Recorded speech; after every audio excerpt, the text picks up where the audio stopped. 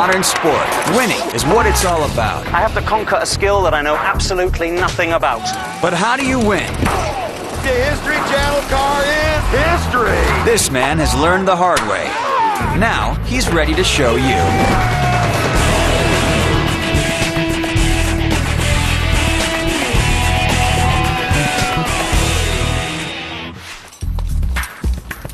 A forest glade, somewhere in medieval England.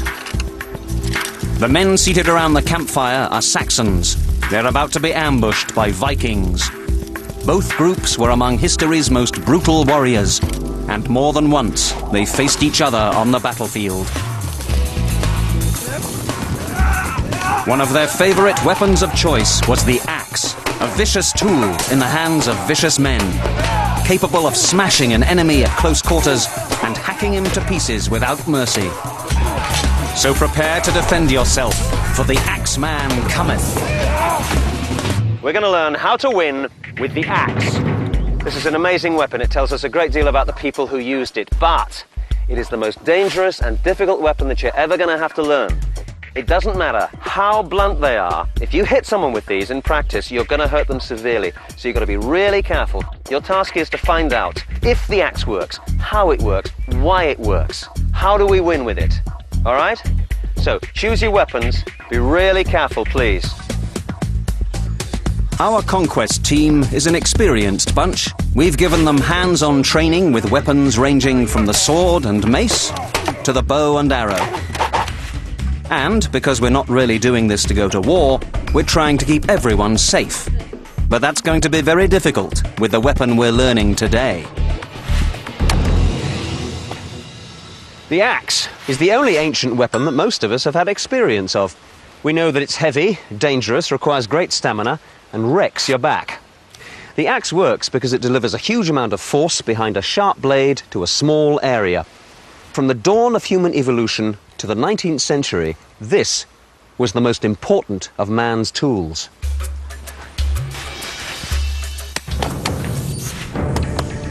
And that makes perfect sense.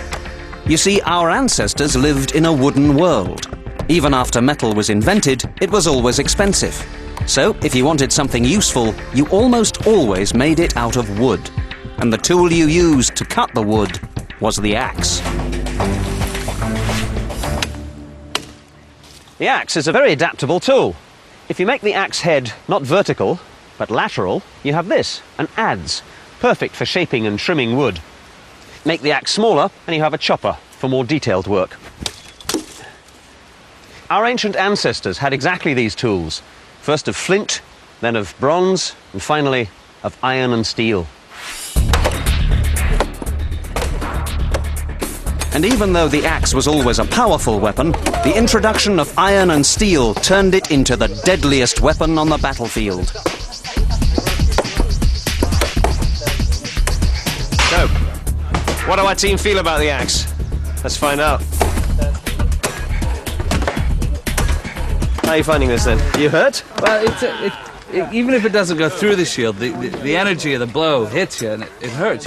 It's very dangerous. I don't really see why the axe became so popular. I mean, the axe is good for chopping, like straight down the head. Well, they're heavy. They're heavy. Prefer the sword, to be honest. That's the problem with the axe. Everyone is finding it really unwieldy and difficult to use. Compared to the sword, which has such lovely fluid movements, the axe seems really pretty brutal. I wonder how we're going to convince them that it's a good weapon. Because all of the weight is at one end, the axe is very difficult to use, very tiring, and hard to aim. A smaller axe helps. Using two hands helps a lot more. But once you learn how to work with it, even our Norse maiden can handle the axe with agility, grace, and speed. Start your stopwatch and look closely to see how fast her axe blade flies. If you weren't counting, we were. That was 4 cuts in 2 seconds. And when this kind of skill is added to extreme strength and stamina, no other weapon is a match for the axe. The Vikings believed that the axe particularly, but all their weapons, had a spirit of its own. And if you were working with the axe and the spirit of the axe, then it would do what you told it to. But if you're working against it, then the spirit of the axe will deflect it. The combat team are still not convinced about the axe. What would you prefer to use? Well, a sword or something light, something that makes a bit of sense. Do you know what I mean? Listen, this weapon was prized for absolutely centuries. The Franks used it. It was one of their best weapons. The Saxons used it. The Vikings, it was their favourite weapon. And you're telling me that we should use a sword? Well, yeah, but no, but what did they use it for? They didn't use it like this. Surely they just kind of ran at each other, took one swing and lived or died. So you think it's a sort of pretty brutal weapon? Yeah. All right, well, you come with me, pick up a sword, and let's find out. Come on. All right, over here. Now, some of you are complaining about this weapon quite a lot, so let's have a look at it. He's got a sword. You're all telling me that the sword is much better than the axe, right? Now, this is a pretty strong shield, so it's not going to break, but he doesn't know that, all right? So what you've got to do is keep on going at that shield, because even if you don't break it, every time you hit it, it's going to hurt him. Every single shot goes right through his arm. It's very demoralizing. There's always the possibility, like it's happened to a lot of you guys, that your shield is going to smash. So you've got to work into his mind. And in his mind, come this way a bit, in his mind, he can try and attack me, but if he does, I'm going to hit him so hard that he's not going to know what to do next. The other thing is that you've got to keep varying your angle of attack, so he never knows where this thing's going to come in next. It could be here. If you're skillful enough, you'll be able to start there and feint it. Okay, here we go. Let's try another feint. I'm going to pretend to come to your head, and I'm actually going to come to your side. All right? Now, you're telling me this is better than the sword? All right, you try and get some sword cuts in as I give you this, okay? You've got to keep your shield up. Here we go.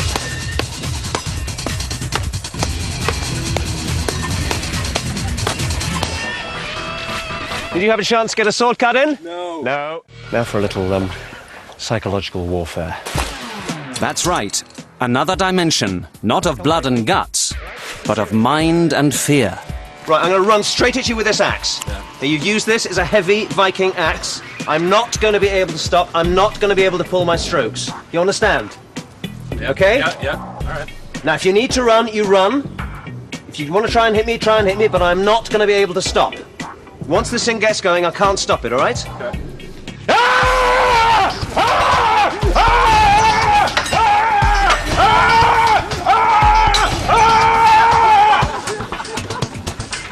All right.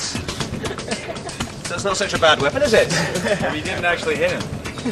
That's the whole point, isn't it? I didn't need to hit him. He was so terrified of me. But the axe does have its shortcomings. Under attack by a sword and a spear, I don't even have time to get the axe swinging.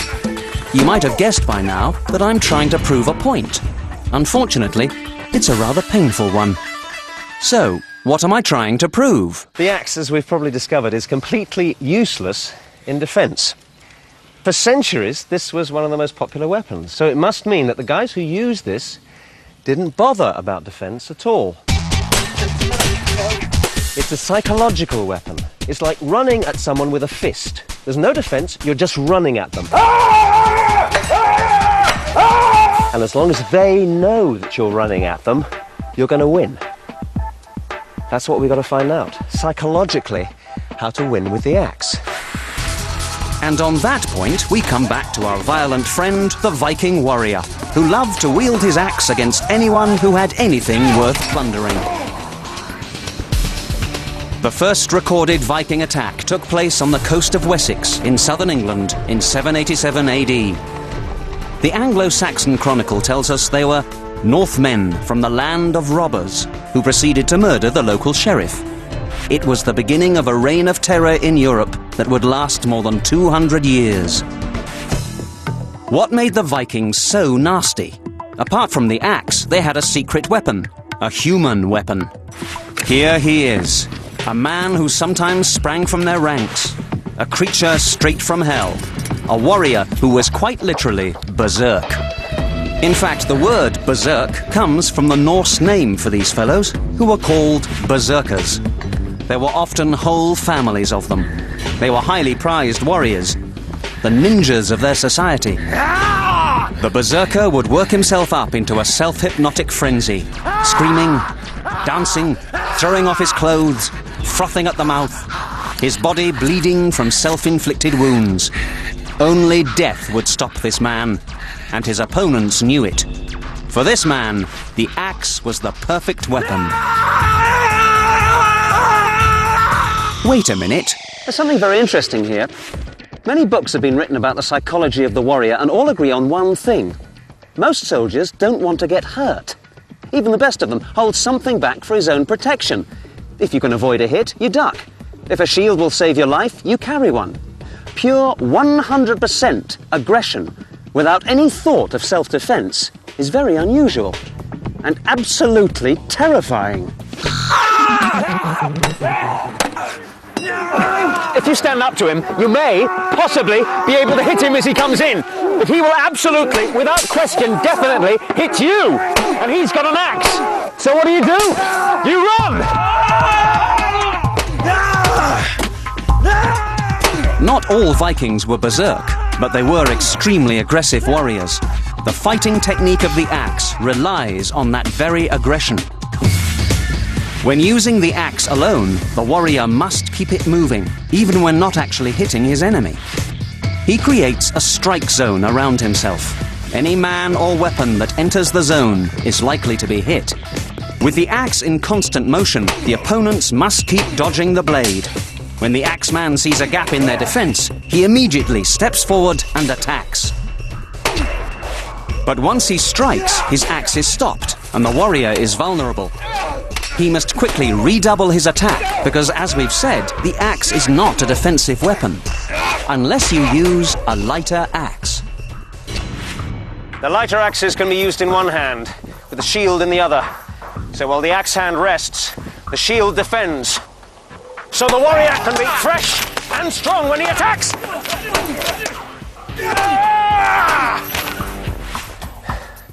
A good warrior will be able to sense when the next attack is coming and make his own attack simultaneous, like this.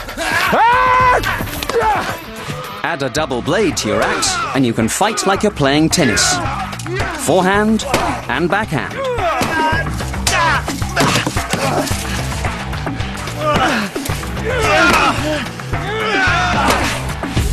And if one of those blades is a spike, it could punch through armor and helmets with deadly force.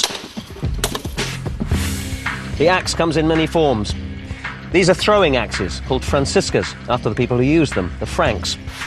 It isn't easy to use, but thrown at close range, these can land with enormous impact. Only problem is, I've always been a lousy pitcher. Let's have a go.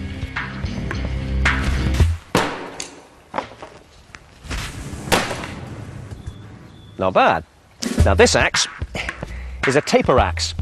This was used by the Saxons as a method of measuring land. However far you threw it, you owned. So I guess a really strong warrior would own a lot of land. Here we go.